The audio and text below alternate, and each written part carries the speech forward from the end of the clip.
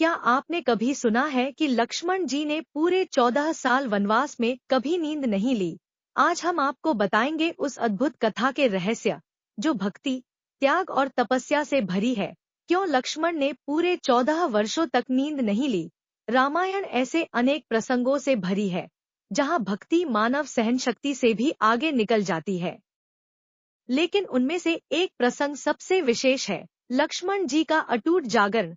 कहा जाता है कि 14 वर्षों तक घने और खतरनाक वनों में रहते हुए उन्होंने एक पल के लिए भी अपनी आंखें नहीं मूंदी। यह न तो दिखावा था, न जिद्दी अभिमान, बल्कि यह था भक्ति, कर्तव्य और दिव्य आशीर्वाद का अनोखा संगम। लक्ष्मण जी का यह निर्णय उनके राम और सीता के प्रति मानवीय प्रेम के साथ साथ उनकी आत्मा से जुड़ी दिव्य नियति का भी हिस्सा था। उनकी जागरण कथा धर्म, पुराण और ब्रह्मांडीय संतुलन का सुंदर मिश्रण है। आइए एक एक कारण को समझते हैं। एक, अखंड सेवा का व्रत। जब श्रीराम को वनवास मिला, लक्ष्मण का निर्णय तुरंत और दृढ़ था, वे भी उनके साथ जाएंगे। लक्ष्मण ने राम से कहा कि उनका वनवास का उद्देश्य आराम या सुख नहीं होगा, बल्कि अखंड सेवा होगी। इस सेवा में भोजन पकाना, आश्रय बनाना, कुटिया की रक्षा करना और सबसे महत्वपूर्ण रात भर जागकर पहरा देना शामिल था। उनके लिए यह असंभव था कि जब राम और सीता सोए तो वे नींद ले लें। दंडकारण्य वन के राक्षस। जंगली जानवर और वनवास का अनिश्चित जीवन हर पल खतरे से भरा था। इसीलिए उनका जागरण कर्तव्य से शुरू हुआ और धीरे धीरे जीवन का हिस्सा बन गया। 2, निद्रा देवी का आशीर्वाद। साधारण मनुष्य के लिए ऐसा संभव नहीं था। उत्तरकांड और कुछ पुराण कथाएं बताती हैं कि निद्रा देवी प्रकट हुई और लक्ष्मण को समझाया कि बिना सोए वर्षों तक जीवित रहना असंभव है। लक्ष्मण ने विनम्र होकर प्रार्थना की कि उन्हें कृपा प्रदान करें ताकि वे जागरण कर सकें। निद्रा देवी ने शर्त रखी कि जो नींद लक्ष्मण त्यागेंगे वह किसी और को लेनी होगी ताकि सृष्टि का संतुलन न बिगड़े। तब लक्ष्मण की पत्नी उर्मिला ने यह दायित्व स्वीकार किया। वह पूरे 14 साल गहरी निद्रा में रही और लक्ष्मण के त्याग को संभव बनाया। 3, उर्मिला का मौन त्याग। लक्ष्मण के जागरण की कथा उर्मिला के बिना अधूरी है। उन्होंने न तो अपने पति को रोकने का प्रयास किया और न ही उनके साथ वन जाने की जिद की, बल्कि उन्होंने एक मौन लेकिन महान भूमिका निभाई। वह नींद अपने ऊपर ले ली जो लक्ष्मण को नहीं मिलनी थी। कई कथाओं में उर्मिला का त्याग लक्ष्मण से भी महान बताया गया है। जहां लक्ष्मण ने राम और सीता की भौतिक रक्षा की, वहीं उर्मिला ने आध्यात्मिक संतुलन की रक्षा की।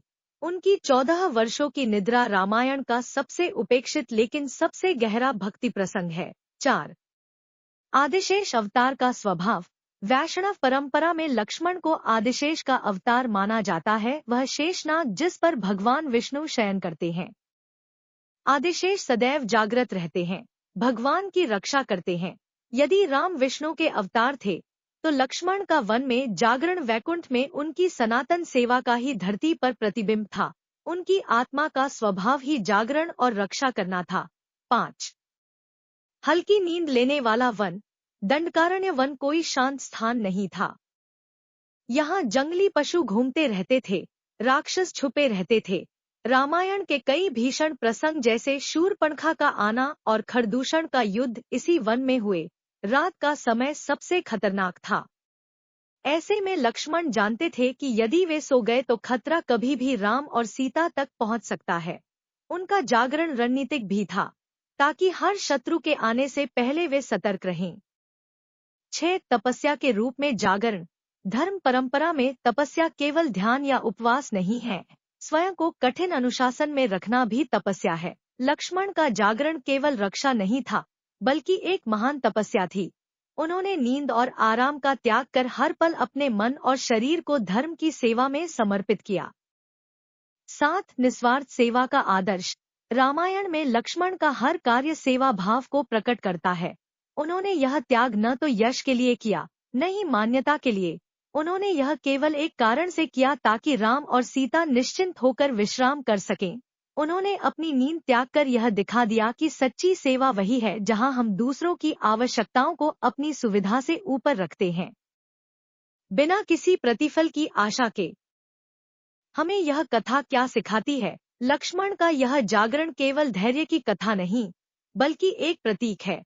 यह सिखाता है कि भक्ति का माप बड़े बड़े अनुष्ठानों से नहीं होता, बल्कि उस अटूट समर्पण से होता है जो किसी और के कल्याण के लिए किया जाए। यह याद दिलाता है कि त्याग केवल अकेले नहीं होता। जब लक्ष्मण वन में जागे रहे, तब उर्मिला अयोध्या में सोई रहीं, ताकि संतुलन बना रहे। यह बताता है कि जीवन में कुछ भूमिकाएं दिखने वाली होती हैं और सम्मानित होती हैं, जबकि कुछ मौन और छुपी हुई होती हैं, परंतु उतनी ही महत्वपूर्ण होती हैं।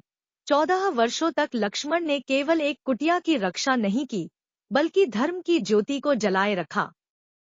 वह ज्योति जो एक पल के लिए भी बुझनी नहीं चाहिए थी। उनका त्याग और सेवा आज भी उतनी ही उज्जवल है, जितनी रामायण के युग में थी। अगर आपको यह कथा प्रेरणादायी लगी, तो कृपया वीडियो को लाइक करें, अपने मित्रों और परिवार के साथ शेयर करें, और हमारे चैनल को सब्सक्राइब करना न भूलें। जय श्री राम।